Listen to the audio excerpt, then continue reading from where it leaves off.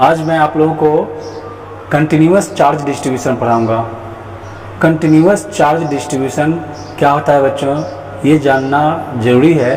Continuous charge distribution हम लोगों ने देखा कूलम्ब्स लॉ किसके लिए वैलिड है, पॉइंट चार्ज के लिए, जबकि उससे हम यूज किस लिए करते हैं, कंटिन्यूअस चार्ज डिस्ट्रीब्यूशन के लिए, जब वो सिमेट्रिकल हो, जब समान रूप से चार्ज का डिस्ट्रीब्यूशन सभी जगह पे होता हो तो कंटिन्यूअस चार्ज डिस्ट्रीब्यूशन हो जाता है वो, और उसके लिए इसका यूज करते हैं।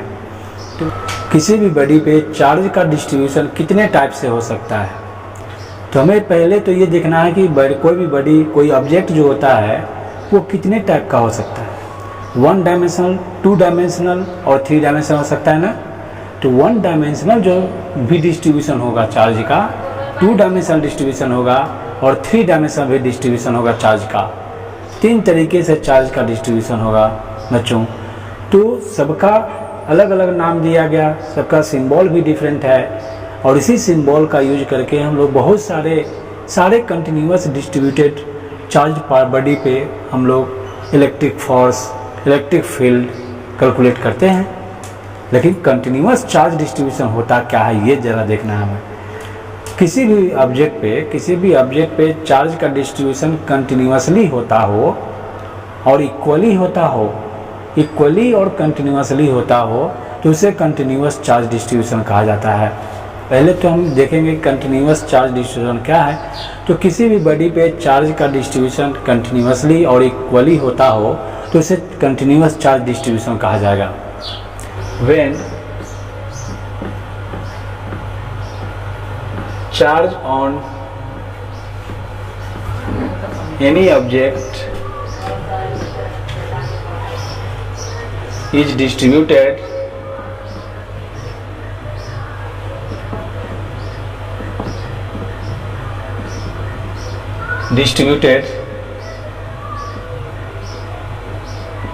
equally or continuously,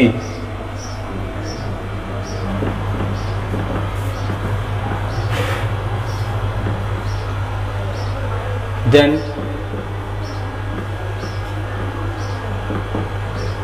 it is called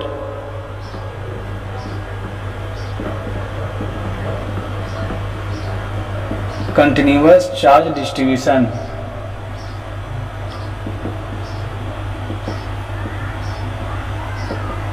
इसे हम लोग कंटिन्यूअस चार्ज डिस्ट्रीब्यूशन बोलते हैं। जब भी किसी ऑब्जेक्ट पे चार्ज का डिस्ट्रीब्यूशन कंटिन्यूअसली होता हो तो उसे हम क्या कहेंगे, कंटिन्यूअस चार्ज डिस्ट्रीब्यूशन, ठीक है ना। इक्वली भी होना चाहिए, सब जगह पे सिमेट्रिकली समान रूप से चार्ज का डिस्ट्रीब्यूशन होता है। ऑब्जेक्ट जो होता है वो 3 टाइप का रहता है ना, 1 डायमेंशनल होगा, 2 डायमेंशनल होगा और 3 डायमेंशनल होगा। तो जिस शेप और साइज का बॉडी होता है उसी टाइप का वो चार्ज का डिस्ट्रीब्यूशन भी माना जाएगा ना। तो चार्ज का डिस्ट्रीब्यूशन भी 3 टाइप का होगा, ठीक। 1 डायमेंशनल डिस्ट्रीब्यूशन अगर होता है तो उसे लीनियर चार्ज डेंसिटी कहेंगे, लीनियर चार्ज डेंसिटी। अगर 2 डायमेंशनल होता है, एक सरफेस पे चार्ज का डिस्ट्रीब्यूशन अगर होगा तो उसको हम कौन सा चार्ज डिस्ट्रीब्यूशन कहेंगे, उसे हम लोग सुपरफिशियल चार्ज डिस्ट्रीब्यूशन कहते हैं। और तीसरा जो होता है, अगर तीनों एक्सिस में इसका चार्ज का डिस्ट्रीब्यूशन कंटिन्यूअसली और इक्वली होता हो प्रोसेस, तो चार्ज डिस्ट्रीब्यूशन का क्या है, इक्वली और कंटिन्यूअसली। मेन मैटर यहाँ ये है कि चार्ज का डिस्ट्रीब्यूशन कंटिन्यूअसली और इक्वली होता है, ये प्रोसेस है। और ये हर बॉडी पे होगा, वो आपका 1 डायमेंशनल हो, 2 डायमेंशनल हो या 3 डायमेंशनल हो। 1 डायमेंशनल अगर है उस पर जो चार्ज का डिस्ट्रीब्यूशन होगा उसको हम लोग कहेंगे लीनियर चार्ज डेंसिटी। दूसरा, अगर ये एक एरिया पे, एक प्लेन पे, ये बोर्ड क्या है, 2 डायमेंशनल है, बोर्ड में लेंथ और विड्थ दोनों है ना। तो एक एरिया पे जो भी चार्ज का डिस्ट्रीब्यूशन होगा उसको कहा जाएगा सुपरफिशियल चार्ज डिस्ट्रीब्यूशन। सबका सिंबल भी होता है, पूरे डिटेल में हम लोग लिखेंगे, अभी मैं समझा रहा हूँ। और तीसरा जो होता है वो वॉल्यूम चार्ज डेंसिटी होता है। पहले इसका एग्जाम्पल लिख लीजिए कि भाई कंटिन्यूअस चार्ज डिस्ट्रीब्यूशन जो होता है वो एक रॉड पे भी होता है। एक रॉड है, इस पर भी चार्ज का डिस्ट्रीब्यूशन हम दिखा सकते हैं ना। देखिए इस तरीके से चार्ज का डिस्ट्रीब्यूशन हो रहा है। एक रॉड है, और दूसरा एक सरफेस पे भी हो सकता है। देखिए इस सरफेस पे भी चार्ज का डिस्ट्रीब्यूशन हो सकता है,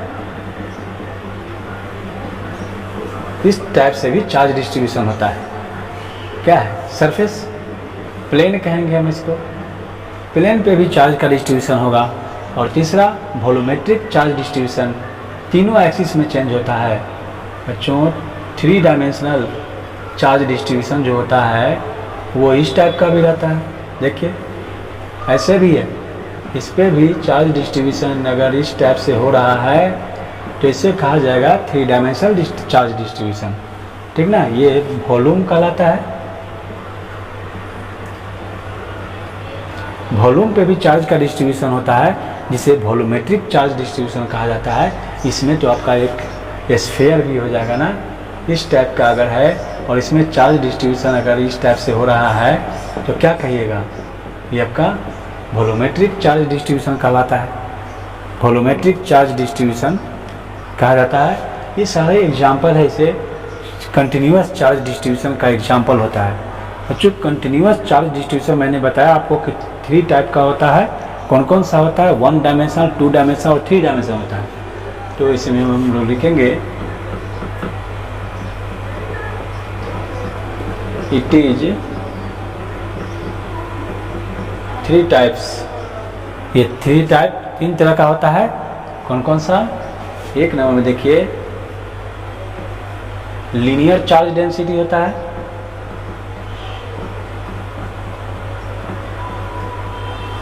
लीनियर चार्ज डेंसिटी जिसे किससे रिप्रेजेंट करते हैं? लैम्डा से।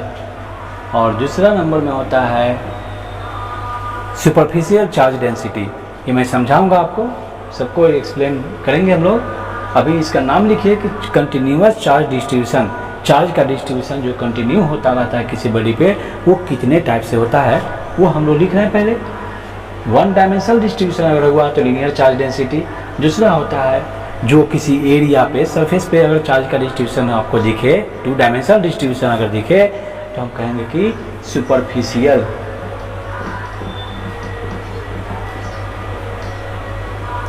Superficial charge density, superficial charge density, इसे सिग्मा से डिनोट किया जाता है। यही सिंबल सब यूज किया जाएगा। बच्चों क्वेश्चन जो थोड़ा टफ किया जाता है, अच्छे अच्छे कंपटीशन में पूछा जाता है, वहाँ पे यहीं से क्वेश्चन को उठाया जाता है। तो आप स्टार्टिंग से ही इस बात को ध्यान रखिए। सुपरफिशियल के बाद फिर आपका वॉल्यूमेट्रिक कहलाता है। वॉल्यूमेट्रिक चार्ज डेंसिटी जिसे रो से रिप्रेजेंट किया जाता है। ये 3 टाइप का चार्ज डिस्ट्रीब्यूशन होता है। उम्मीद करता हूँ आप लोग सभी लोग इसे नोट कर लिए होंगे, है ना। देख लीजिए क्या था आपका, linear charge density, superficial charge density और वॉल्यूमेट्रिक चार्ज डेंसिटी था। ये फिगर आपको ध्यान रखेंगे।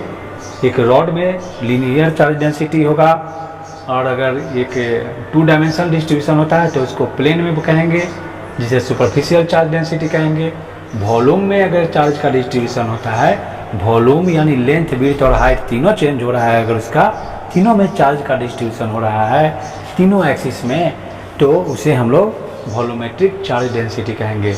3 टाइप का चार्ज डिस्ट्रीब्यूशन होता है। इसे हमें बारीकी से बिल्कुल स्टेप वाइज समझना जरूरी है, ठीक ना, क्योंकि इसी का यूज करके हम लोग गॉस थ्योरम टोटल पढ़ने वाले हैं। गॉस थ्योरम में भी आप इसका चार्ज डेंसिटी का यूज करेंगे। अभी इलेक्ट्रिक फील्ड में भी इसका यूज होने वाला है, इलेक्ट्रिक फोर्स में भी इसका यूज होता है, ठीक ना। तो देखिए चार्ज डिस्ट्रीब्यूशन किसी भी बॉडी पे किस टाइप से होता है। बॉडी जो 3 टाइप का होता है, तो 3 टाइप में प्रत्येक बॉडी 1 डायमेंशनल बॉडी अगर है तो उसका डिस्ट्रीब्यूशन क्या होगा? Linear charge density. अगर वो 2 डायमेंशनल है, ये डिसाइड खुद से आपको देख कर करना है। शेप और साइज के अनुसार चार्ज का डिस्ट्रीब्यूशन आपको बताना होगा। कोई 2 डायमेंशनल बॉडी है, 2 डायमेंशनल यानी एक बोर्ड में क्या है? लेंथ और विड्थ है, ये 2 डायमेंशनल है। इसमें जो चार्ज का डिस्ट्रीब्यूशन होगा वो लीनियर सुपरफिशियल चार्ज डेंसिटी कहलाएगा। और वही एक बॉल रहेगा। जैसे आप एक बॉल जो गेंद खेलते हैं, गेंद जो आप खेलते हैं वो क्या रहता है? बच्चों वो तो उसमें वॉल्यूम होता है ना, लेंथ विड्थ और हाइट तीनों रहता है उसमें, तो वो वॉल्यूमेट्रिक चार्ज डेंसिटी कहलाएगा। उस बॉल पे जो चार्ज डिस्ट्रीब्यूशन होगा, बॉल पे जो गेंद आप खेलते हो उस पे जो चार्ज डिस्ट्रीब्यूशन होगा उसको कौन सा चार्ज डेंसिटी कहेंगे? वॉल्यूमेट्रिक चार्ज डेंसिटी कहेंगे। तो ये हमें उसके शेप और साइज के अनुसार डिसाइड करना है कि क्या किस टाइप का चार्ज डेंसिटी है, और जब हम ये डिसाइड कर लेंगे तो इसके अनुसार हम कहीं पे इलेक्ट्रिक फोर्स या इलेक्ट्रिक फील्ड कैलकुलेट कर सकते हैं। ओके स्टूडेंट्स, अभी हम लोग लीनियर चार्ज डेंसिटी को डिफाइन करेंगे। लीनियर चार्ज डेंसिटी क्या होता है? हमारा सबसे पहला पॉइंट क्या है? Linear charge density.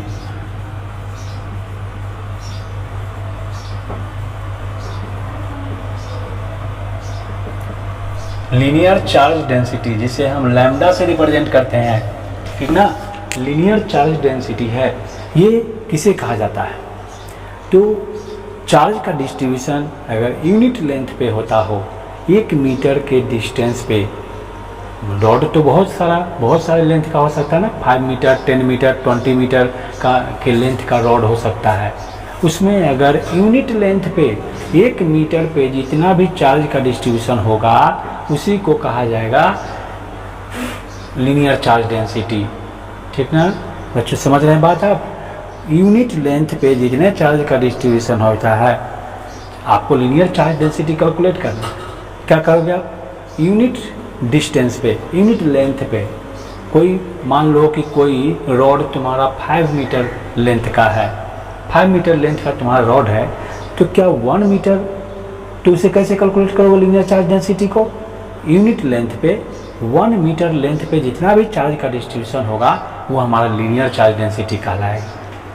ठीक, उसके बाद वो जितने लेंथ का आपको कैलकुलेट करना है उससे मल्टीप्लाई कर दीजिए। लेकिन ये डिफाइन कितने पे होता है? यूनिट पे होता है बच्चों। यूनिट लेंथ पे जितने भी चार्ज का डिस्ट्रीब्यूशन होता है उसे लीनियर चार्ज डेंसिटी कहते हैं। इसे कहेंगे यूनिट लेंथ पे।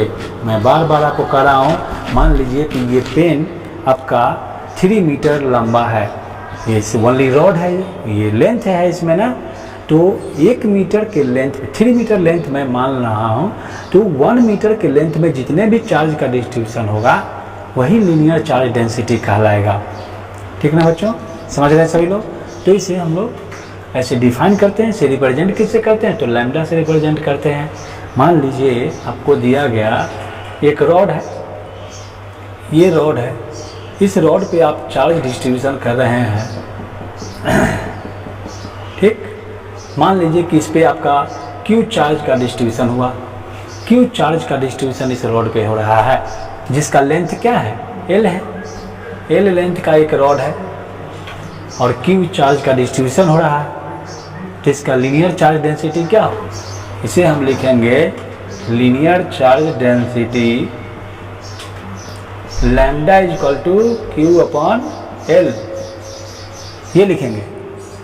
ठीक ना बच्चों, तो ये जो चार्ज डिस्ट्रीब्यूशन हो रहा है उस रॉड पे हमें चार्ज को कैलकुलेट अगर करना हो तो हम इससे कैलकुलेट कर सकते हैं क्या?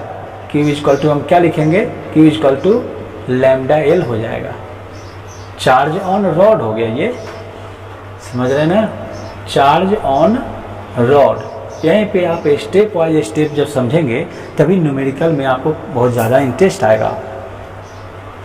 ये आपका हो गया चार्ज ऑन रॉड, यानी यूनिट डायमेंशन, ये आपका 1 डायमेंशनल लेंथ, अगर 1 डायमेंशनल डिस्ट्रीब्यूशन हो किसी बॉडी पे तो उसका लीनियर चार्ज डेंसिटी इतना होगा।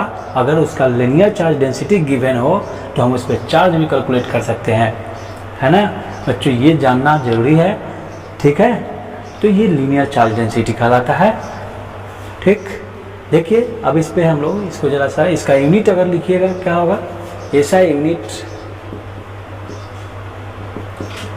Unit of linear charge density.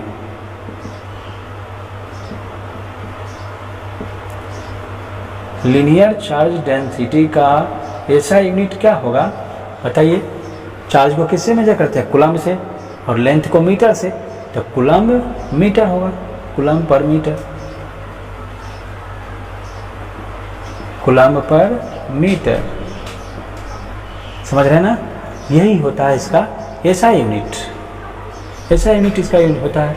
इसका एग्जाम्पल की बात करेंगे कि इस पे कोई एग्जाम्पल बताइए सर, तो हम कहेंगे कि एक रॉड है, मान लीजिए ये रॉड है, इस रॉड पे चार्ज का डिस्ट्रीब्यूशन जितना भी हुआ है हैं,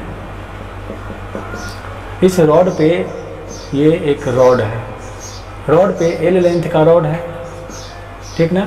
L लेंथ के रॉड पे Q चार्ज का डिस्ट्रीब्यूशन हो रहा है, तो ये लीनियर चार्ज डेंसिटी इसका L equal lambda equal to Q upon L हो जाएगा।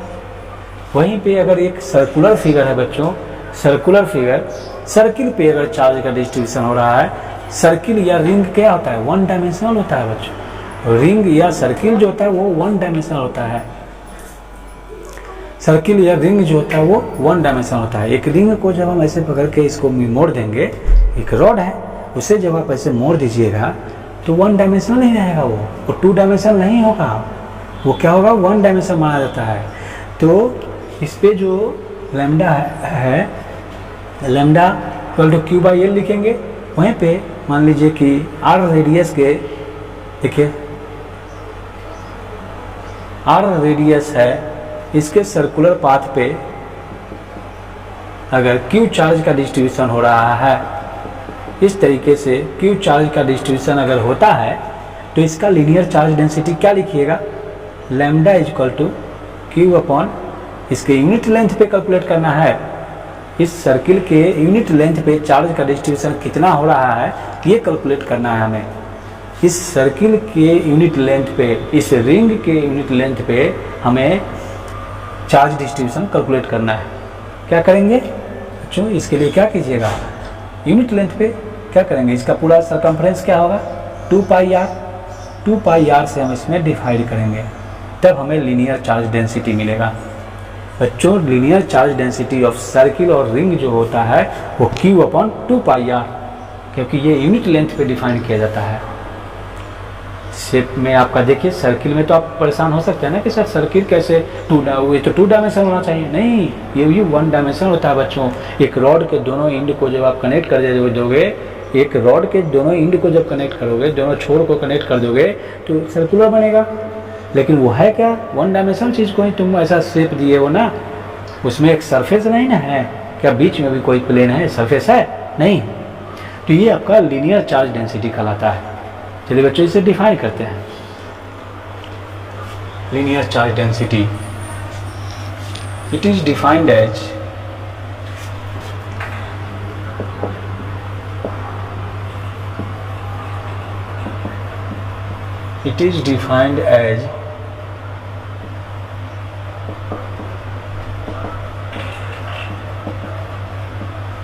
distribution of charge at per unit length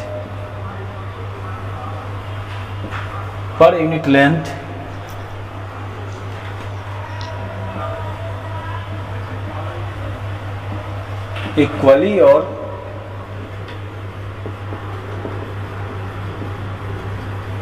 continuously, ठीक ना बच्चों, ये ही एक लाइन आपको याद रखना है, distribution of charge at per unit length equally और कंटिन्यूसली। ये इक्वली और कंटिन्यूसली डिस्ट्रीब्यूट होने का तो इसका प्रोसेस है, इक्वली और कंटिन्यूसली चार्ज का डिस्ट्रीब्यूशन होता रहता है। तो अगर एक यूनिट लेंथ पे हो रहा है तो लीनियर चार्ज डेंसिटी कहलाता है। देखिए मैं यहाँ पे आपको डिस्ट्रीब्यूट होता हुआ दिखा दिया, और ये लीनियर चार्ज डेंसिटी को दिखाया गया, फिर इससे हम चार्ज कैसे कैलकुलेट करेंगे ये भी दिखा दिया। इसका ऐसा यूनिट यही होता है, एग्जाम्पल आपके सामने है, ठीक ना, इसे नोट कीजिए।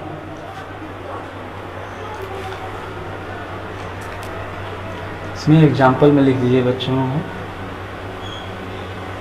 When Q charge is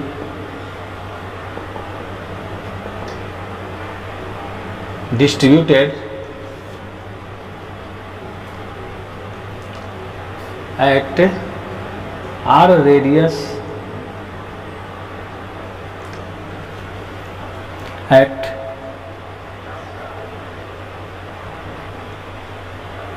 R radius of circle then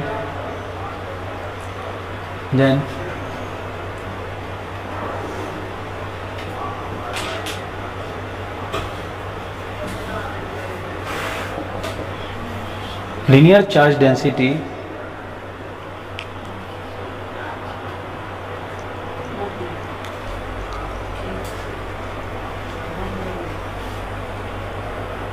okay student, उम्मीद करता हूँ आप लोग इसे नोट कर लिए होंगे। तो देखो क्या होगा, इसे अब मैं मिटाऊंगा और इस पर एक बेस्ट एग्जांपल सॉल्व करेंगे हम लोग, एक बेस्ट क्वेश्चन इस पर करेंगे, क्योंकि इस पर बेस्ड बहुत सारा क्वेश्चन होगा। आपका इलेक्ट्रिक फील्ड में भी इसी को पढ़ना होगा।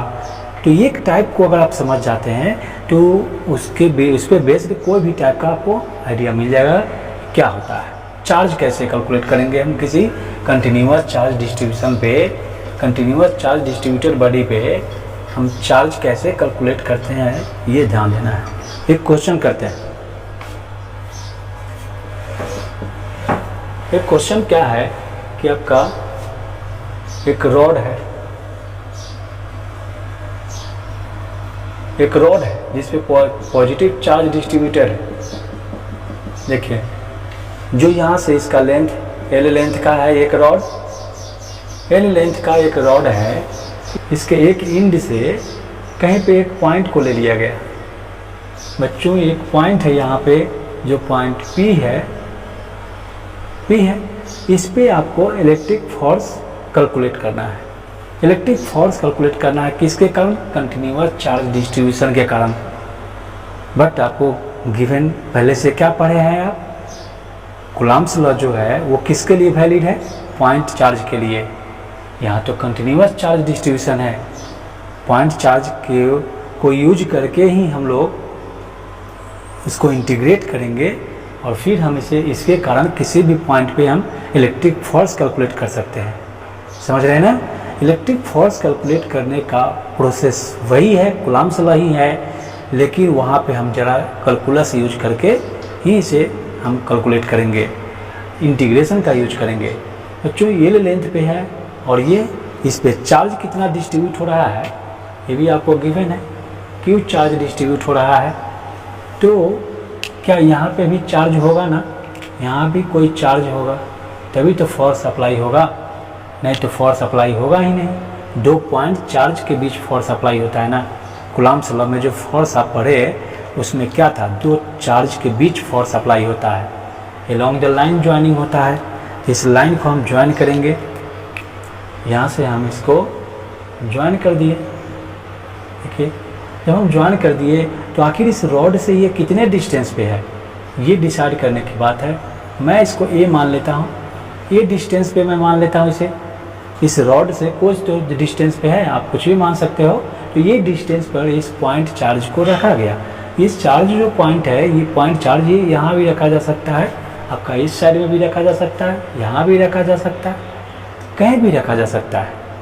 तो उसके बीच आपको फोर्स कैलकुलेट करना होगा। बच्चों, यहाँ एलोंग द लाइन ज्वाइनिंग पूरे रॉड के कारण हमको फोर्स कैलकुलेट करना है। तो हम पहले क्या कैलकुलेट करेंगे? कंटिन्यूअस चार्ज डिस्ट्रीब्यूशन में हम तो जानते हैं पॉइंट चार्ज के लिए वैलिड है ना कूलम्ब्स लॉ।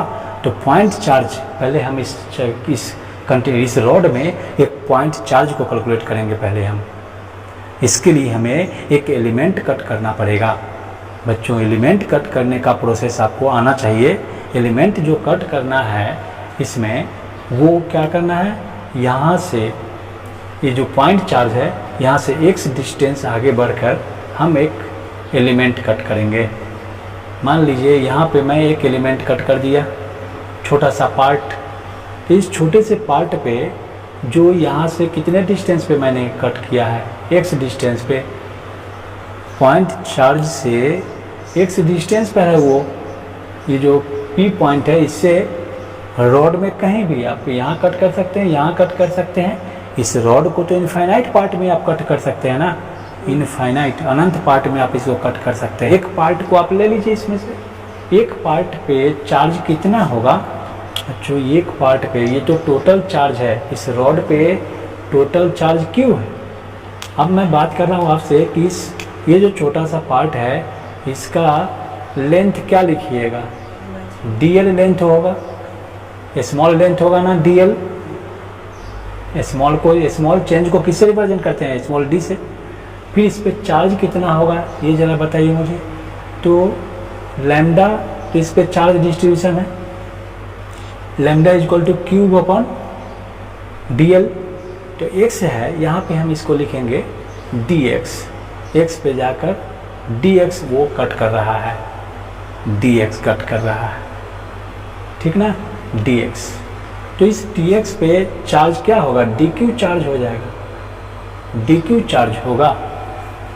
और dq चार्ज इक्वल टू क्या लिखिएगा, dq equal to charge, linear charge density हम अप्लाई करेंगे, चार्ज ऑन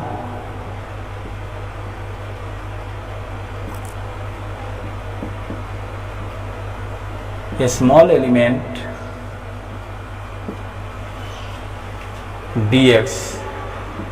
dx पे क्या होगा।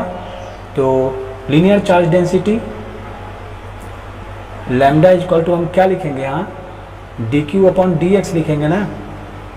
तो dq इक्वल टू क्या हो जाएगा, dq equal to lambda dx हो जाएगा। ये मिल गया ना हमें। यहाँ पे चार्ज है आपका लैम्डा dx, लैम्डा dx है बच्चों। अब आइए हम लोग इसके बीच फोर्स लिखते हैं।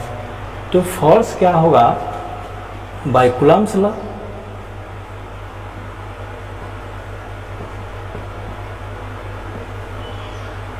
कूलम्ब्स लॉ से इसका जो फोर्स होगा, इलेक्ट्रिक फोर्स जो होगा वो क्या होगा, force is equal to 1/4πε0 dq, और फिर ये q, स्मॉल q, यहाँ पे जो चार्ज है वो dq इंटू q होगा अपॉन डिस्टेंस कितना है, x है ना।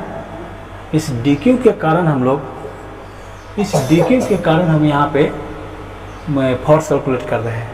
यहाँ पे चार्ज, स्मॉल चार्ज dq है और यहाँ पे चार्ज q है, दो पॉइंट चार्ज के बीच फोर्स कैलकुलेट करते हैं।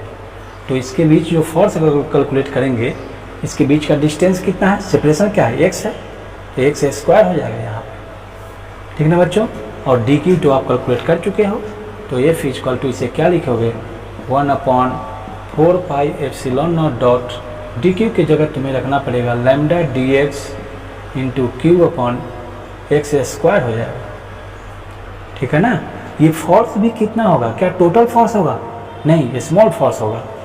इसके कारण, स्मॉल पार्ट के कारण फोर्स कैलकुलेट किए हैं, तो स्मॉल फोर्स होगा, इसलिए इसे हम स्मॉल फोर्स बोलेंगे, df फोर्स लिखेंगे। अब चलो बताइए इसके आगे आप क्या करोगे। इसके आगे एक छोटे से पार्ट के कारण तो कैलकुलेट कर लिए, और इसके टोटल पार्ट के कारण इस पर फोर्स कैलकुलेट करना है। तो हमारे पास क्या रूल है, क्या पढ़े हम लोग पहले से, इंटीग्रेट करना। इसको इंटीग्रेट करेंगे बच्चों। इस रॉड को ऐसे छोटे छोटे पार्ट में, इनफाइनाइट पार्ट में तुमने कट कर दिया, समझो इनफाइनाइट पार्ट में कट कर दिया, एक पाउडर बना दिया इस रॉड को, ठीक ना। कोई स्टूडेंट ऐसा किया, इसको 100 पार्ट में कट करने के बाद, 100 पार्ट में कट करने के बाद इसके एक पार्ट के कारण इस पर कोई इलेक्ट्रिक फोर्स कैलकुलेट किया। तो ये जब पता कि वो बताया गया क्या कि नहीं, ओके स्टूडेंट, तो क्या करेंगे, इस छोटे छोटे पार्ट के कारण हम इस पर फोर्स कैलकुलेट कर रहे हैं। उस एक छोटे पार्ट के कारण, इसको मैं 100 पार्ट में कट किया, तो उसके 1 पार्ट के कारण जो इस पे फोर्स कैलकुलेट किया, करेक्ट वैल्यू नहीं मिला, तो फिर हम इसको 1000 पार्ट में कट कर देंगे। उस पर भी करेक्ट वैल्यू अगर नहीं मानते हैं तो इसको 10 लाख पार्ट में कट कर दिए। 10 लाख पार्ट में, यही तो कह रहा हूँ मैं बच्चों, जितने छोटे पार्ट में कट करेंगे उतना करेक्ट वैल्यू हमें कैलकुलेट होगा। इससे जब फोर्स कैलकुलेट कर रहे हैं तो कट करने का तो इनफाइनाइट प्रोसेस हो सकता है ना, इनफाइनाइट प्रोसेस से इससे आप इनफाइनाइट पार्ट में कट कर सकते हैं। इसका एक पार्ट के कारण हम इस पर फोर्स कैलकुलेट किए तो हमारा इतना आ गया, ठीक ना बच्चों। तो इसके अब क्या करोगे आप, इसे इंटीग्रेट करना पड़ेगा, हमें तो टोटल लोड के कारण इस पर फोर्स कैलकुलेट करना है। तो अब electric force due to total load,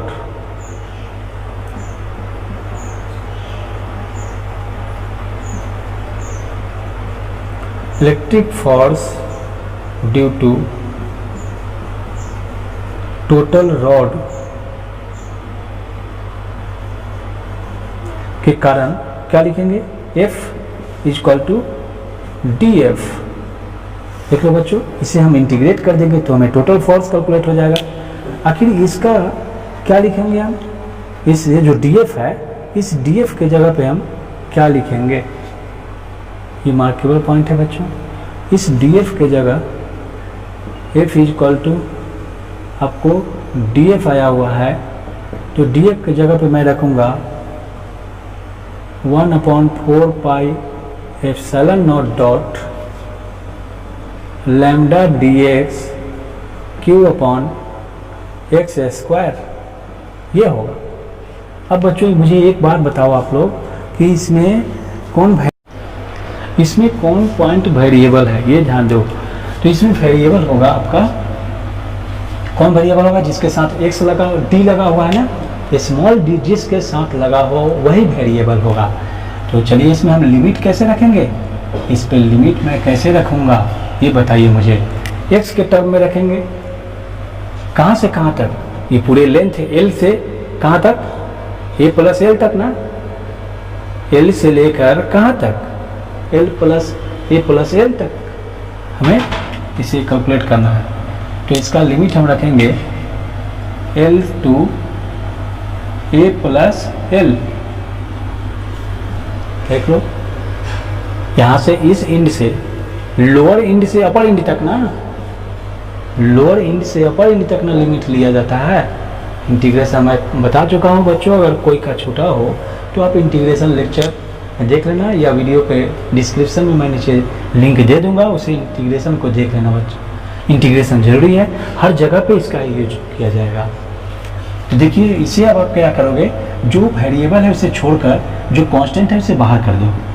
constant आपका कौन कौन सा है, 1/4 पाई एप्सिलॉन नॉट डॉट कौन कौन सा, Q है, लैम्डा है, इन है और कोई नहीं है। तो यहाँ पर L से a प्लस l और इसे अंदर क्या लिखेंगे, 1/x स्क्वायर dx लिखेंगे। इसे क्या करोगे अब बच्चों, 1/4 pi epsilon nought lambda Q और इसे 1/k x स्क्वायर है तो x टू द पावर -2 रख लीजिए आप बच्चों। एक एक स्टेप को मैं यहाँ पे आपको सिखा रहा हूँ। a प्लस l यहाँ पे dx होगा, तो अब इसे क्या लिखेंगे, 1/4 पाई एप्सिलॉन नॉट यहाँ पे लैम्डा Q और ये x स्क्वायर का इंटीग्रेशन क्या होता है बच्चों, -2 + 1 अपॉन -2 + 1, लिमिट कहाँ से कहाँ तक, L to a plus l। तो क्या आएगा यहाँ 1/4 pi epsilon nought dot lambda Q, यहाँ पर x का पावर क्या आएगा बच्चों, x का power -1 upon -1 L to a plus l, ये होगा बच्चों। इसके बाद मैं आपको यहाँ पे लिख रहा हूँ, इसे जरा ध्यान देना कैसे क्या हो रहा है यहाँ। तो 1/4 पाई इसे आप लिखोगे 1/4 pi epsilon nought dot lambda Q और इस माइनस को बाहर कर लो, यहाँ पे माइनस लगा दो, फिर यहाँ पर x के पावर -1 है, तो उसका मतलब क्या हुआ बच्चों, 1/x हम लिख सकते हैं ना, x पावर -1 को, तो L to a plus l हो जाएगा। इसे अब सॉल्व करो, 1/4 pi epsilon nought lambda Q, यहाँ पे क्या लिखेंगे, जरा इस बात का ध्यान दीजिए। तो upper limit minus lower limit होता है ना, 1/a plus l minus 1/l। देखिए बच्चों क्या होगा, -1/4 pi epsilon nought lambda Q होगा, और इस माइनस के कारण इस माइनस को मैं हटाऊंगा, इसके पहले और इसको बाद में लिख दूंगा। तो क्या लिख दूंगा, 1/l minus 1/a plus l, इतना तक, ठीक ना। तो बच्चों इसके आगे भी हम सॉल्व कर लेंगे। इसके नेक्स्ट स्टेप में क्या लिखोगे, 1/4 pi epsilon nought lambda Q, इसका एलसीएम ले लो। एलसीएम क्या होगा, L a प्लस l, यही होगा। तो यहाँ पर ए प्लस एल माइनस एल होगा, एल से एल कट हो गया, एल से एल कट जाएगा, तो फिर इसे क्या लिखेंगे 1/4 pi epsilon nought lambda Q A upon L, A plus L, यही हमारा एफ फोर्स हो जाएगा। बच्चों इस रॉड के कारण जो इलेक्ट्रिक फोर्स होगा वो यही होगा। समझ गए ना इस बात को? ये बहुत ही इम्पोर्टेंट क्वेश्चन था बच्चों। इसी टाइप का क्वेश्चन हम लोग बहुत सारा करने वाले हैं।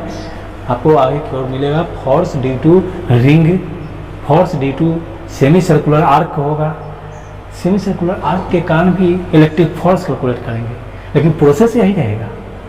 प्रोसेस क्या रहेगा? एक एलिमेंट कट करेंगे, एलिमेंट कट करने का क्या रूल आपने देखा कि पॉइंट से जिस पे हमको फोर्स कैलकुलेट करना है वहाँ से x डिस्टेंस पे जाएंगे और dx एलिमेंट कट करेंगे। ध्यान रखिएगा, बहुत बड़ा बड़ा क्वेश्चन, अच्छा क्वेश्चन हम लोग इसी कंसेप्ट को कम से कम हम लोग 8 से 10 बार रिपीट करने वाले हैं।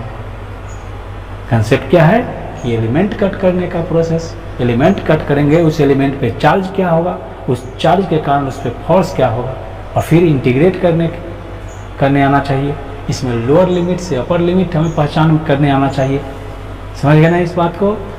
ठीक है बच्चों, ओके। तो आज के लिए बस इतना ही। नेक्स्ट क्लास में हम लोग मिलते हैं सुपरफिशियल चार्ज डिस्ट्रीब्यूशन और वॉल्यूमेट्रिक चार्ज डिस्ट्रीब्यूशन और एक बेस्ट न्यूमेरिकल के साथ। Okay, thank you.